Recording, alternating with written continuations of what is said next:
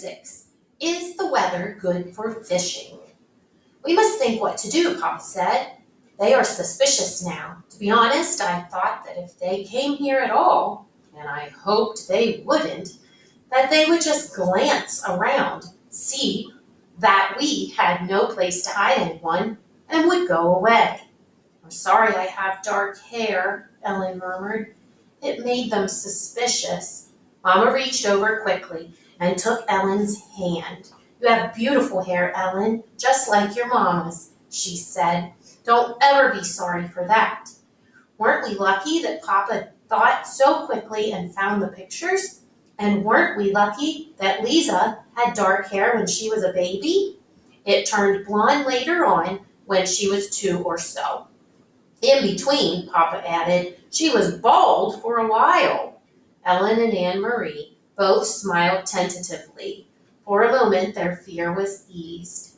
Tonight was the first time Anne-Marie realized suddenly that Mama and Papa had spoken of Lisa. The first time in 3 years. Outside, the sky was beginning to lighten. Mrs. Johansson went to the kitchen and began to make tea. I've never been up so early before, Anne-Marie said. Ellen and I will probably fall asleep in school today. Papa rubbed his chin for a moment, thinking. I think we must not take the risk of sending you to school today, he said. It is possible that they will look for the Jewish children in the schools. Not go to school? Ellen asked in amazement. My parents have always told me that education is the most important thing. Whatever happens, I must get an education. This will only be a vacation, Ellen. For now, your safety is the most important thing. I'm sure your parents would agree. Inga, Papa called Mama in the kitchen, and she came to the doorway with a teacup in her hand and a questioning look on her face. Yes, we must take the girls to Enrique's. You remember what Peter told us. I think today is the day to go to your brother's. Mrs. Johansson nodded. I think you are right, but I will take them. You must stay here. Stay here and let you go alone? Of course not. I wouldn't send you on a dangerous trip alone. Mama put a hand on Papa's arm. If only I go with the girls, it will be safer. They are unlikely to suspect a woman and her children, but if they are watching us, if they see all of us leave, if they are aware that the apartment is empty, that you don't go to your office this morning, then they will know. Then it will be dangerous. I am not afraid to go alone. It was very seldom that Mama disagreed with Papa. Anne-Marie watched his face and knew that he was struggling with the decision. Finally, he nodded reluctantly. I will pack some things, Mama said. What time is it? Papa looked at his watch. Almost 5, he said. Enrique will still be there. He leaves around 5. Why don't you call him? Papa went to the telephone. Ellen looked puzzled. Who is Enrique? Where does he go at 5 in the morning? She asked. Anne-Marie laughed. He's my uncle, my mother's brother. And he's a fisherman. They leave very early, all the fishermen, each morning. Their boats go out at sunrise. Oh, Ellen, she went on, you will love it there. It is where my grandparents lived, where Mama and Uncle Enrique grew up. It is so beautiful, right on the water. You can stand at the edge of the meadow and look across to Sweden. She listened while Papa spoke on the telephone to Uncle Enrique, telling him that Mama and the children were coming for a visit. Ellen had gone into the bathroom and closed the door. Mama was still in the kitchen, so only Anne-Marie was listening. It was a very puzzling conversation. So, Enrique, is the weather good for fishing? Papa asked cheerfully and listened briefly. Then he continued, I'm sending Inga to you today with the children, and she will be bringing you a carton of cigarettes. Yes, just one, he said after a moment. Anne-Marie couldn't hear Uncle Enrique's words. But there are a lot of cigarettes available in Copenhagen now, if you know where to look, he went on. And so there will be others coming to you as well, I'm sure. But it wasn't true. Anne-Marie was quite certain it wasn't true. Cigarettes were the thing that Papa missed, the way Mama missed coffee. He complained often. He had complained only yesterday that there were no cigarettes in the stores. The men in his office, he said, making a face, smoked almost anything, sometimes dried weeds rolled in paper, and the smell was terrible. Why was Papa speaking that way, almost as if he were speaking in code? What was Mama really taking to Uncle Enrique? Then she knew. It was Ellen.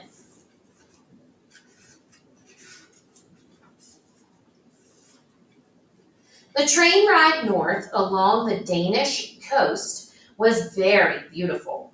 Again and again they could see the sea from the windows. Anne-Marie had made this trip often to visit her grandparents when they were alive, and later, after they were gone, to see the cheerful, sun-tanned, unmarried uncle whom she loved. But the trip was new to Ellen, who sat with her face pressed to the window, watching the lovely homes along the seaside, the small farms and villages. Look, Anne-Marie exclaimed, and pointed to the opposite side. It's Clampenborg and the deer park. Oh, I wish we could stop here just for a little while. Mama shook her head. Not today, she said. The train did stop at the small Clampenborg station, but none of the few passengers got off. Have you ever been there, Ellen? Mama asked, but Ellen said no.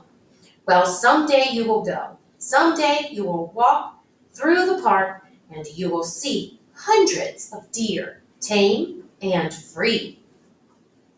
Kirsty wriggled to her knees and peered through the window. I don't see any deer, she complained. They are there, I'm sure, Mama told her. They're hiding in the trees. The train started again. The door at the end of their car opened and 2 German soldiers appeared. Anne-Marie tensed. Not here on the train, too. They were everywhere. Together the soldiers strolled through the car, glancing at passengers, stopping here and there to ask a question. One of them had something stuck in his teeth. He probed with his tongue and distorted his own face. Anne-Marie watched with a kind of frightened fascination as the pair approached. One of the soldiers looked down with a bored expression on his face. Where are you going? He asked. Galilee, Mama replied calmly. My brother lives there. We are going to visit him. The soldier turned away and Anne-Marie relaxed. Then, without warning, he turned back. Are you visiting your brother for the new year? He asked suddenly. Mama stared at him with a puzzled look. New year? She asked. It is only October. And guess what? Kirsty exclaimed suddenly in a loud voice, looking at the soldier. Anne-Marie's heart sank and she looked at her mother. Mama's eyes were frightened. Shh, Kirsty, Mama said. Don't chatter so. But Kirsty paid no attention to Mama as usual. She looked cheerfully at the soldier, and Anne-Marie knew what she was about to say. This is our friend Ellen, and it's her new year. But she didn't. Instead, Kirsty pointed at her feet. I'm going to visit my Uncle Enrique, she chirped, and I'm wearing my brand new shiny black shoes. The soldier chuckled and moved on. Anne-Marie gazed through the window again. The trees, the Baltic Sea, and the cloudy October sky passed in a blur as they continued north along the coast. Smell the air, Mama said when they stepped off the train and made their way to the narrow street. Isn't it lovely and fresh? It always brings back memories for me. The air was breezy and cool and carried the sharp, not unpleasant smell of salt and fish. High against the pale clouds, seagulls soared and cried out as if they were mourning. Mama looked at her watch. I wonder if Enrique will be back yet. But it doesn't matter. The house is always unlocked. Come on, girls, we'll walk. It isn't far, just a little under 2 miles, and it's a nice day. We'll take the path through the woods instead of the road. It's a little longer, but it's so pretty. Didn't you love the castle when we went through Helsingor, Ellen? Kirsty asked. She had been talking about Kronborg Castle ever since they had seen it, sprawling massive and ancient, beside the sea from the train. I wish we could have stopped to visit the castle. Kings live there, and queens. Anne-Marie sighed in exasperation with her little sister. Ugh, they do not, she said. They did in the old days, but there aren't any kings there now. Denmark only has one king anyway, and he lives in Copenhagen. But Kirsty had pranced away, skipping along the sidewalk. Kings and queens, she sang happily. Kings and queens. Mama shrugged and smiled. Let her dream, Anne-Marie. I did the same when I was her age. She turned, leading the way along a tiny, twisting street, heading toward the outskirts of the village. Things have hardly changed here since I was a girl, she said. My Aunt Kitty lived there in that house, she pointed. And she's been dead for years. But the house is the same. She always had wonderful flowers in her garden. She peered over the low stone wall and looked at the few flowering bushes as they passed the house. Maybe they still do, but it's the wrong time of year. There are just those few chrysanthemums left. And see over there, she pointed again, my best friend. Her name was Helena, lived in that house. Sometimes I used to spend the night with her, but more often she came to my house on weekends. It was more fun to be in the country. My brother Enrique always teased us, though, she continued with a chuckle. He told us ghost stories and scared us half to death. The sidewalk ended and Mama turned onto a dirt path bordered by trees.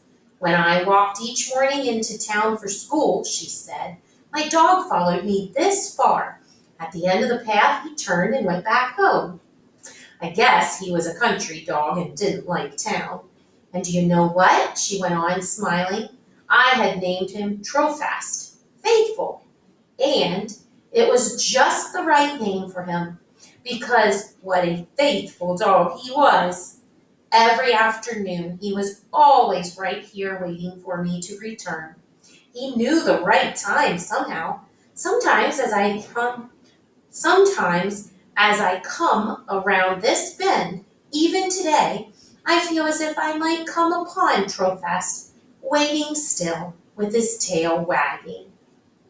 But the path was empty today, no people, no faithful dogs.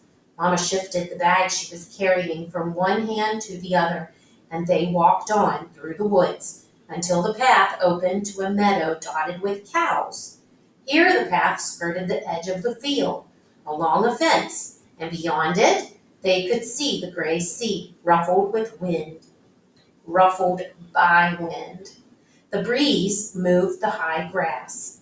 At the end of the pasture, they entered the woods again, and Anne-Marie knew they would soon be there.